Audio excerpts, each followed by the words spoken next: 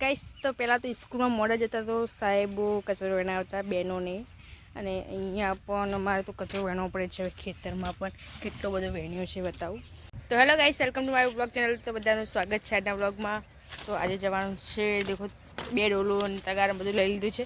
ખાતર મૂકવાનું છે, જે એમાં જીરું વાવવાનું છે તેમાં જઈએ. ચલો ગાઈસ, તો પહેલાં તો મગફળી લઈ લીધી અને પછી 2 ખેડું કરી અને હવે હાલે નાખવાનું છે ખાતર DAP ને અહીંયા બીજું કંઈક લાવી છે તેને મિક્સ કરીને અને પછી રોટાવેટર મારવાનું છે. કટર કરીએ, એક રોટાવેટર કરીએ અને એના પછી જીરું પૂંખવાનું છે.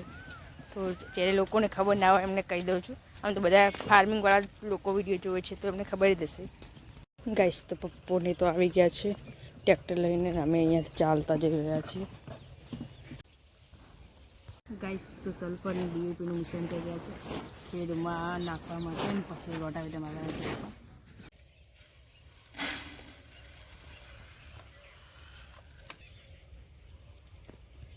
ગાઈસ તો ખાતર બીજું તો પૂંખી નાખ્યું છે અને હાથ ને કપડાં બધું પીળું કરી નાખ્યું છે, જાણે હલ્દી લગાવી, કેમ કે પાવડર હતો પીળા કલરનો સલ્ફરનો. DAP ખાતર પૂંખવાનું 2 મિક્સ કરીને. તો હવે પપ્પા રોટાવેટર મારશે અને પપ્પા બદલે પાણી ભરતા આવશું. માટીવાળો બાટલો થઈ ગયો છે. ચલો, પપ્પા ટ્રેક્ટર પણ ચાલુ કરી નાખ્યું છે તો હવે ભરી નાખીએ. બાય.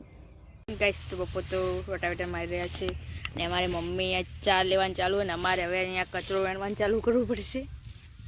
મમ્મી હા ખોટી કરે. અમારે હવે કચરો વેણવો પડશે. હારો પાડીવાળો પાડી જ જોઈએ ને વેણવાળો અમારો આવે. શરમ નહીં આવતી.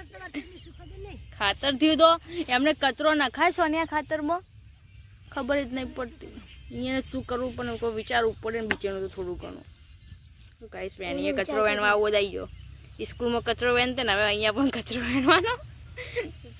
ગાઈસ તો પહેલાં તો સ્કૂલમાં મોડા જતા તો સાહેબો કચરો વેણાવતા બહેનોને અને અહીંયા પણ અમારે તો કચરો વેણવો પડે છે ખેતરમાં પણ કેટલો બધો વેણ્યો છે બતાવું. ગાઈસ તો પહેલાં સ્કૂલમાં મોડા જતા તો કચરો વેણવો પડતો અને અમારે અહીંયા ખેતરમાં કચરો વેણવો પડે છે કેટલો બધો વેણ્યો જુઓ. ગાઈસ તો આટલો બધો કચરો વેણ્યો આજે સવાર નહીં, આજે તો 10 વાગ્યા છે ને હવે જઈએ ઘરે. ચલો, ડોલ બીજી ખાલી કરી નાખી છે. તો મેં આગળ કહ્યું હતું કે કટર મારવાનું છે તો પપ્પા હાલ કટર મારી રહ્યા છે અને કટર એવું મારવાનું છે કે સાવ રેત પણ ના થવી જોઈએ અને મોટા ખોટ પણ ના રહેવા જોઈએ. એટલે પહેલાં ગેરમાં લગભગ રેત થઈ જાય એટલે પહેલાં ગેરમાં રાખવાનું નથી, ટ્રેક્ટર રાખવાનું છે બીજા ગેરમાં. અને હાલ પપ્પા તો મારી રહ્યા છે ને મારે હવે ઘરે જવાનું છે. ફૂવા આવે છે તો જમવાનું બનાવવું પડશે. ચલો, આરે ને જેના ખોટ એવા રાખવાના છે, સાવ રેત નથી કરી નાખવાની. અને અમારે મળવા આવ્યા છે. Hello guys. ગાઈસ તો જીરું આવવાનું છે માટે થઈને મોટા ખોટ હોય તો ચાલે નહીં એટલે પપ્પા રોટાવેટર મારી રહ્યા છે અને એમાં પણ ધ્યાન આપવું પડે કે હાવ રેત પણ ના થવી જોઈએ, કેમ કે જીરું પછી પૂંખવાનું હોય છે એટલે હાવ રેત પણ ના થવી જોઈએ અને હાવ મોટા ખોટ પણ ના હોવો જોઈએ. આ વસ્તુનું પણ ધ્યાન રાખવાનું હોય છે. તો હવે અમે પણ ઘરે આવી ગયા ખાતર બીજું પૂંખીને. ચલો ગાઈસ તો ફુવા બલ્લ લેવા ગયા તો બટાકાનું શાક બનાવવા. બટાકા તો મળ્યા નહીં, હવે સેવના પડીકા લઈને આવવું પડ્યું છે કેમ કે સેવ શાક કરવાની નહીં મળતી, આમ ખાવાની આવે ને જાડી, એ સેવ લાવી છે, એનું શાક કરવું પડશે. ફટાફટ જમવાનું બનાવી દીધું અને પછી બીજી વાત. ચલો ગાઈસ તો જમવાનું તો બની ગયું ને હવે ફુવાને બોલાવવા આવી ગયા છે ખેતરમાં. ફુવો જીરું પૂંખી રહ્યા છે તો હવે જઈએ ફુવા પાસે. ફુવા દેખો પૂંખી રહ્યા છે, દૂર છે. હવે જઈએ ફુવા જોડે. કેટલું બાકી હે? કેટલો? ચારું ઊંઘાઈ રહે. ચાર ના પૂંખો બધા મેલી જતા હરિયો આવ્યો હે સારું. ગાઈસ તો જીરું તો ફુવા તો જઈને બેસી ગયા છો અબાના છો એટલે, કેમ કે જીરું પતી ગયું. હું આવીને જીરું પતી ગયું એટલે ફુવા કે છે તરપ્પો લેવા ગયા છે. પપ્પાને કોલ કર્યો, પપ્પા કે હવે લઈને આવું કે કેટલું બાકી છે.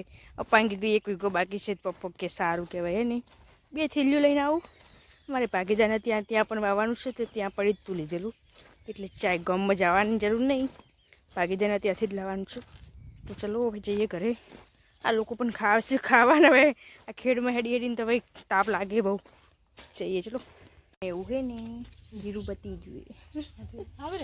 હા કીધું ખાઈ રહ્યો માપો લઈને આવે, માપાને ખાવા બોલાવ્યા એ આપણે ભાગીદાર રાજુજી અહીંયાથી લઈને આવશે જીરું એટલે મેં કીધું 2 આવી જાઓ ને ખાઈને પહોંચો. મારા પપ્પાએ કીધું હે કે તમે આ ફુવાન લઈને જા, હું અહીં ઘેર આવું. બાય.